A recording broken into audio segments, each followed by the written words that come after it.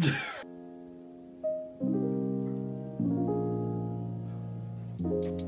it. I am making my first YouTube video because I was inspired by my brother-in-law, Ryan Zercher. Yeah, I was just looking at his videos the other day and he had some philosophical videos, just some thoughts that he'd have. And he's like, you know what? I'm just gonna videotape them. And I'm like, that sounds good. So now I'm doing that. I'm going to jot down some ideas that I've had on YouTube. Okay, so here's my theory. If you believe God exists and that He created everything, that He created the cosmos, He created you and your family and everything, and you believe that Jesus is God, then you live your life between two perspectives, and you juggle between the two of them. And the way I see it is you either put your attention and your focus on the gift, or you put your attention and your focus on the gifter. So in this case, God is the gifter, and the gift is everything He's given us. I think that we've all been doing that ever since the beginning of time.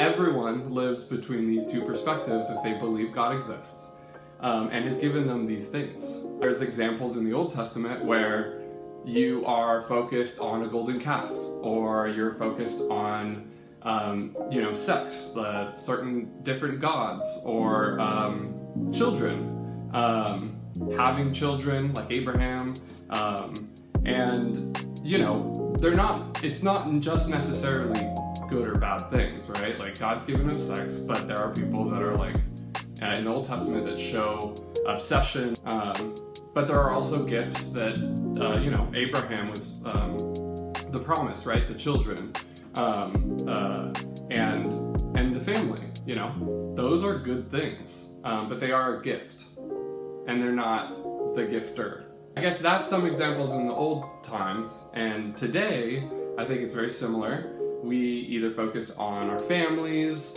on our friends, nature, the world, math, science, video games, music, whatever, like all these things that God gave us, and they're all great things, but again, they are the gift.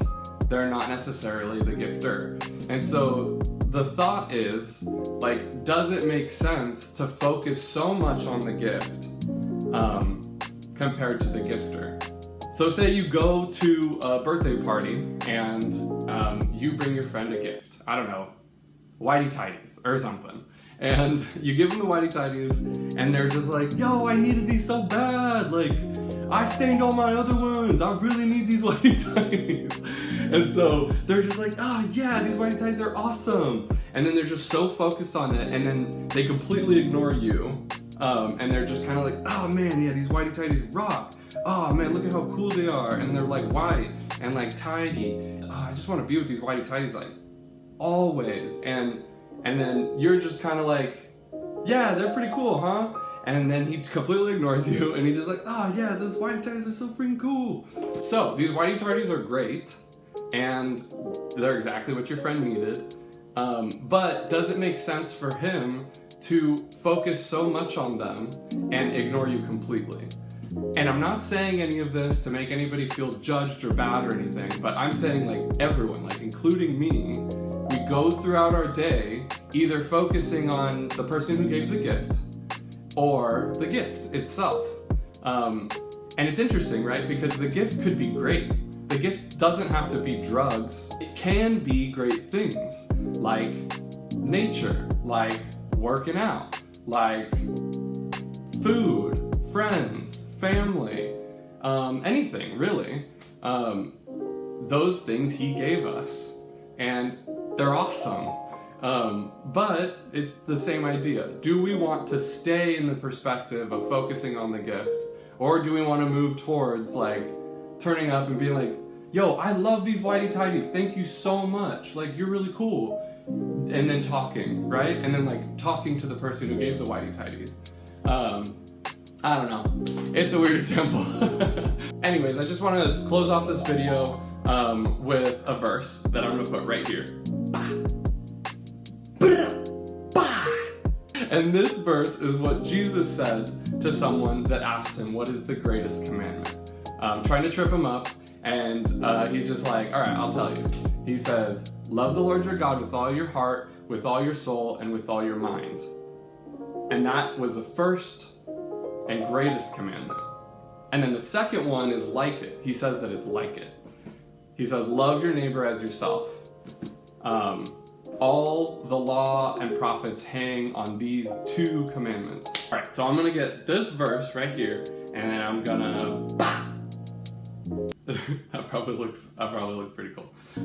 Love the gifter with all your heart, and with all your soul, and with all your mind. This is the first and greatest commandment, right? Because why would you love the whitey-tidies more than you love the person and your friend or your family that gave you the whitey-tidies? And then the second is like it. He's saying that the second is very similar to it, where he says, love the gift. All the law and the prophets hang on these two commandments.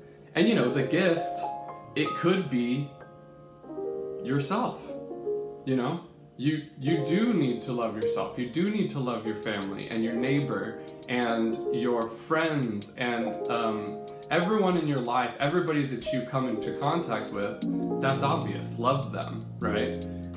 But realize they are the whitey-tidies and God is the friend with the gift.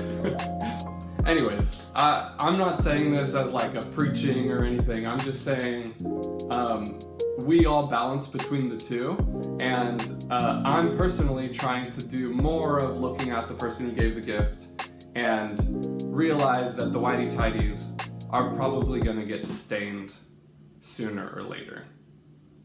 Although I love the whitey-tidies.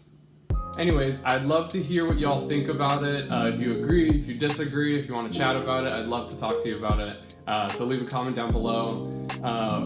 And thank you for watching. I may do more of these, I'm not sure. But thank you for watching this one. Goodbye.